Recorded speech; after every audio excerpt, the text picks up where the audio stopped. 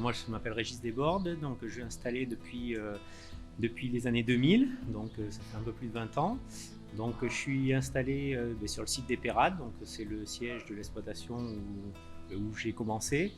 Et donc en 2012, dans ce bâtiment, on s'est associé avec deux autres collègues, Michel Orvin et Sébastien Sotte, donc où on a monté donc un atelier d'engraissement collectif. Donc en fait le but c'est de transformer le végétal que l'on produit sur nos exploitations en kilos de viande. Donc c'est d'essayer de garder cette plus-value et que ces animaux-là, au lieu qu'ils s'en aillent sur l'Italie, c'est les garder sur son territoire. On est sur un territoire, la Haute-Vienne, qui est un territoire plutôt herbagé. Et cette production-là en fait elle a deux issues.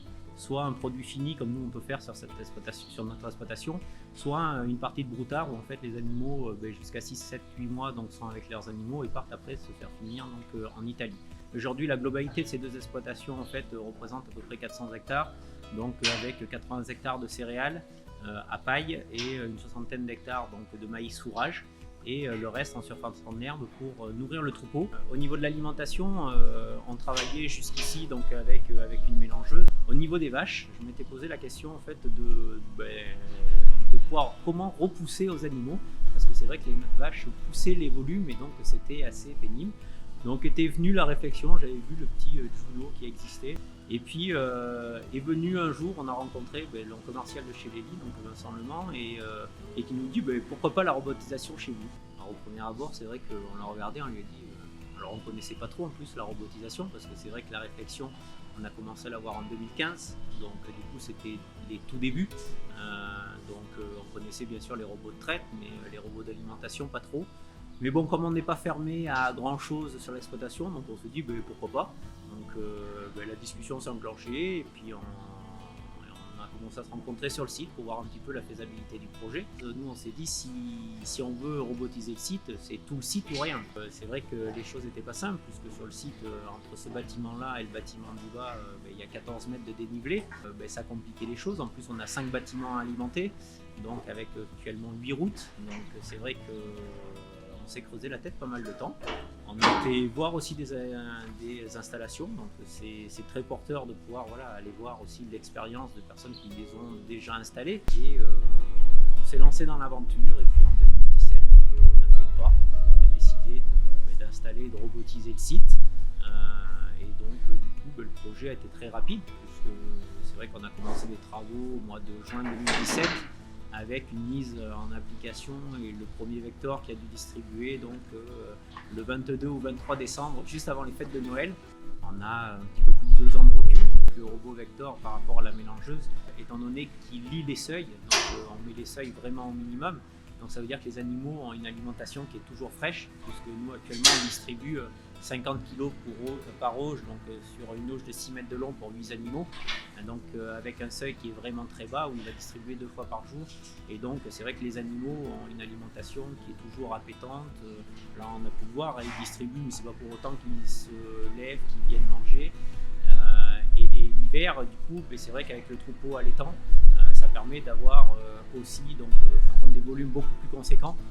On a aussi l'aide aujourd'hui du technicien, puisque nous on cube nos stocks avec un technicien, et puis on a une personne de chez Lévy qui nous suit aussi pour faire les réglages des bols, les hauteurs et tout. Et donc ça c'est aussi appréciable de pouvoir, disons qu'on n'est pas seul, c'est pas on a installé une robot une année et puis après on se débrouille.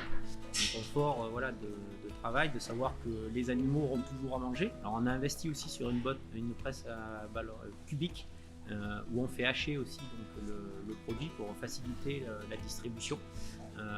Donc on fait de maïs en silage d'herbe, des correcteurs, du maïs humide, donc céréales, orge ou blé qui est produit sur l'exploitation. Et du coup le but c'est vraiment que tous les produits végétaux qui sont produits sur notre exploitation soient redistribués donc, à nos animaux. Économiquement, ce que ça a apporté chez nous, la distribution robotisée, c'est la multitude de rations que l'on peut faire. Parce qu'en fait avant avec la mélangeuse, par exemple on faisait une ration pour la partie engraissement, une ration pour la partie troupeau. Le robot nous a apporté cette multitude en fait, de possibilités d'adapter les rations aux catégories d'animaux qu'on peut avoir.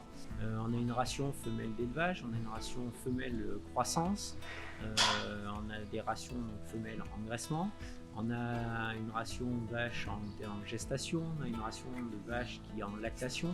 Mais disons que le robot par contre nous permet de minimiser certains coûts sur certains types et catégories d'animaux et notamment d'éviter le gaspillage. Aujourd'hui, la robotisation sur le site fait partie intégrante du système d'exploitation.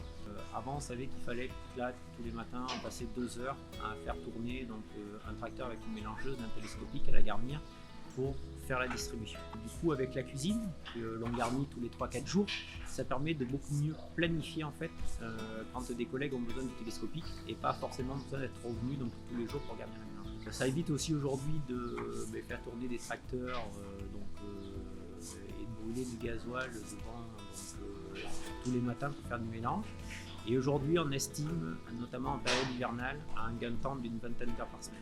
Donc moi je fais le taillage, mon associé garnit la cuisine, donc grosso modo en 1 heure, 1 heure et demie, le travail est fait. Il faut savoir qu'on a l'application sur le smartphone, donc qui est très pratique, où on est 3 associés, même le salarié là, donc n'importe qui à n'importe quel moment peut aussi relancer la machine. Donc là on est donc sur le T4C, donc qui nous permet donc d'avoir accès en fait à toutes les données de ce que fait l'ordinateur et donc les robots. Cette partie-là, c'est l'alimentation et les listes de distribution. Donc si on veut voir tout ce que le robot a pu faire ces derniers temps, je vais pouvoir voir en fait les distributions qu'il a pu réaliser. L'avantage, c'est que là, tout est enregistré. Ça nous permet donc de faire la différenciation des quantités en fait de chaque aliment qui a pu donc être distribué. Et là, on peut voir que sur la dernière distribution qu'il a pu faire, donc elle était à 14h52, donc B4 sur les vaches de réforme. Donc il a distribué donc ces 64 kg. Donc et on a chaque catégorie en fait d'ingrédients qu'il a pu distribuer. Donc du maïs en silage, de l'ensilage d'herbe, du foin première coupe, du foin deuxième coupe, du blé. Donc tous les ingrédients sont répertoriés avec les quantités donc à chaque aliment. Puisque dans une ration engraissement, le bol peut aller jusqu'à 650 kg. Donc du coup c'est aussi d'harmoniser, de pouvoir coupler pour un gain de temps qui puisse avoir le maximum de charge possible. Et donc on peut voir aussi que les animaux ne consomment pas tous à la même manière, puisque la fois précédente il y avait un intervalle, il y a eu 13h27 et il y en a un qui était à 23h57. Donc les intervalles, ça veut dire qu'il y a des animaux suivant la taille aussi consomment plus que d'autres. Donc ça permet un petit peu d'avoir un visu donc sur tout ça. Donc en fait avec le T4C là ça nous permet aussi donc tous ces relevés d'informations, de savoir un petit peu la consommation donc de chaque aliment qui a été consommé. Si je veux changer en fait une ration, je coche ou je décoche en fait par catégorie et par box les animaux qui vont avoir cette ration là. Donc ici on peut voir que sur cette fiche là en fait on a les différents types de rations qu'on peut avoir, les types d'auge, les routes, les cuisines. Donc là on est sur la feuille en fait des routes. Donc là on peut voir c'est toutes les routes que l'on peut faire. Tout simplement, donc là je vais fermer la route 7, donc il suffit juste en un clic, tac, je clique dessus et je ferme. Et donc là on peut voir que la route 7, donc elle est décochée. La cuisine en fait elle est dessinée donc en plusieurs cases et donc on peut voir qu'en fonction des couleurs, c'est les différents ingrédients qu'il peut y avoir. Donc là le lot B1, lot 1, il a une croissance herbe et donc là on a mis une hauteur de fourrage à 20. Donc c'est pareil, si je veux changer en fait c'est ici.